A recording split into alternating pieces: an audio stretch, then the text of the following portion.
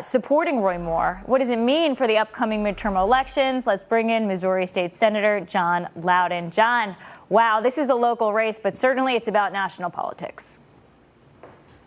Yeah, it sure is. You know, I just came back from an investor conference in Las Vegas, and the markets are loving the status quo. Things are great. Everything's moving in the right direction. Everything we want to be up is up, and everything we want to be down, unemployment's down. This is great, and I think Jeff Flake is just off on his own here. All right, so you're basically arguing that everything's going great in the country, so we should ignore what's going on in Alabama, because as far as I can tell and as far as I've known, Republicans don't endorse bad behavior in politics, hence the whole Bill Clinton situation. Well, I ran communications for the senators in Alabama. They are smart people. They are capable of weighing everything and doing what they think is right. And I'm very comfortable leaving things right there. And if you look at the latest polls, this is going to be such a tight race and such a close call. Look at that.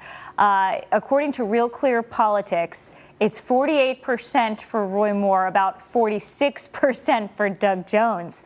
Let me ask you this. If we do get a Roy Moore victory, is that going to be more costly to the party than a defeat? Well, you know, that's a good question. And I think the people, you know, the people wanted this. They voted for this president and for Republicans to control and move things in this direction. And they're looking at, you know, people tend to, I think, over-dramatize one election in one state. You know, all politics at the end of the day are local. It's going to come down to the candidate in your district, your Senate candidate, and what he or she stands for. I tend to not get so excited about people thinking one candidate's going to nationalize the whole campaign for the next cycle. I just don't see it working that way. People are talking about this nationally. And look at, what does this say about Steve Bannon, right, who supported Roy Moore? And he has also supported a primary challenge to virtually every Senate Republican up for re-election, with the exception of Ted Cruz next year. If Roy Moore loses, what does that say about Steve Bannon? Well, you know, Steve Bannon is working a plan to make America great again, and millions and hundreds of, well, not hundreds of millions, okay, I guess tens of millions of people are working with him and voting for this path. They want the swamp drained. They're focused more than anything else on putting people in Congress that will support the president on this path, and I really think he's leading a wave. And I think it's going to continue. Do you think this all will have consequences in the midterms next year?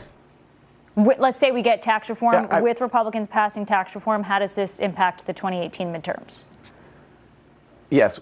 Well, understand, Congress is supposed to be about gridlock. It really is. America doesn't want a bunch of laws passed quickly. If we get nothing done in Congress and just let the president work his trade deals and curb regulations, we're going to do great. Business is going to do great, which means everybody's going to do great.